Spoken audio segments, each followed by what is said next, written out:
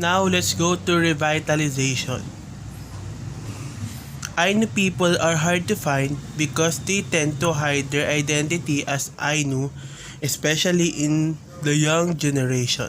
So as the government is trying to bring back the Ainu language and its culture, many of the Ainu people themselves are hiding the fact that they are Ainus, especially the young generations. So the Japanese government is doing their best to revive or revitalize the said language, not only for the Japanese people but especially for the Ainu people itself.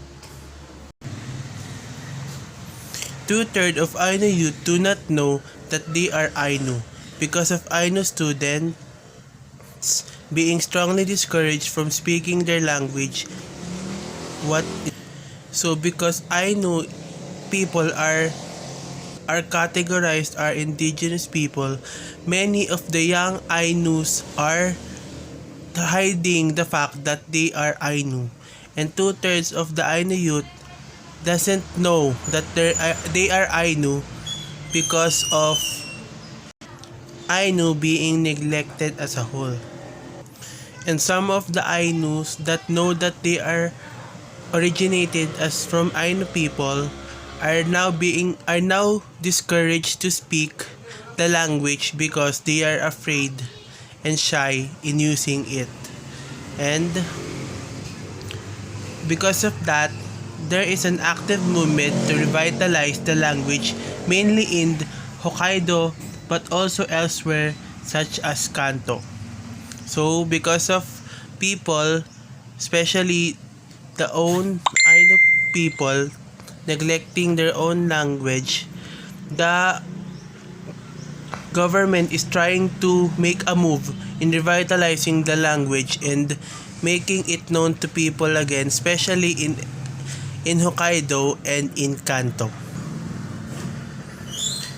In oral literature, Ainu oral literature has been documented both in hopes of safeguarding it for future generation, as well as using it as teaching tool for language learning. So going back to recent history, one of the amendments or the article is stating that the government are formulating language material tools that is written or using Ainu language for the people to be familiarized with the Ainu itself.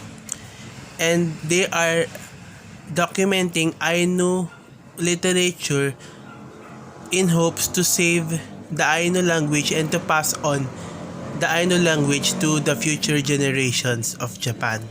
And in 1987, the Ainu Association of Hokkaido, with approximately 500 members, began hosting 14 Ainu language classes. So, in hopes of revitalizing and reviving the Ainu language, the Association of Hokkaido, which is the Ainu Association of Hokkaido, are gearing up and doing their best by hosting language classes that portrays or use Ainu language or the Ainu language. Then, Ainu language instructors, training courses, and family Ainu learning initiative, and have released instructional materials on the language including text. So it is being presented that the government or some associations that is leaning towards the preservation of the Ainu language are making different initiatives or move in preserving the language, such as using the language in teaching and incorporating them in textbooks used by the Japanese youth. And in 1930, under the name of Hokkaido, an Ainu Association, since 1961, Otari has been used instead of Ainu. And Wajin linguists teach Ainu and train students to become Ainu instructors in universities. So they are trying to increase the number of instructors that will teach the Ainu language in every university so that students will be more familiarized with the language.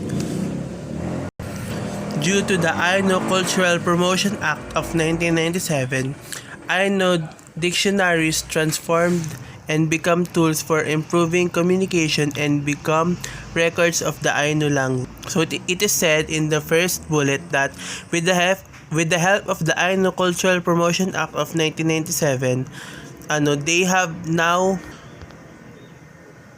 made Ainu dictionaries in improving the communication of the Ainu language for the Japanese people. And as of 2011, there has been an increased number of second language learners, especially in Hokkaido, in large part due to the pioneering efforts of the late Ainu folklorist, activist, and former Diet members.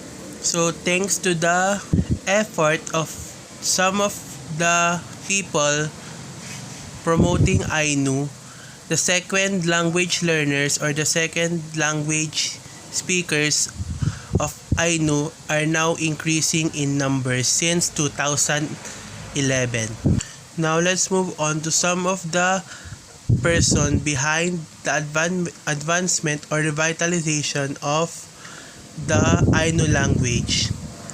Shigeru Kayano, a native speaker who first opened an Ainu language school in 1987 founded by Ainu Kyokai.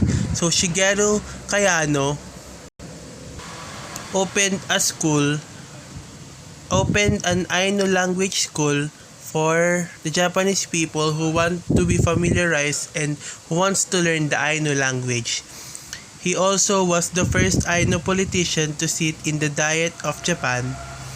He succeeded in his quest for abolition of the Protective Act of the Ainus in Hokkaido and enacted the Act of the Promotion of Ainu Cultural and Dissemination of Knowledge regarding Ainu traditions in 1997. So it is said here that he is one of those people who led the way for other people to further know what Ainu language is.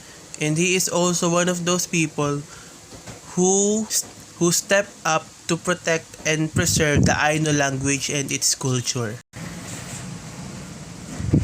So Ainu language classes have been conducted in some areas in Japan, and small numbers of young people are learning Ainu. So because of the efforts of those people, Ainu language are slowly now being recognized, and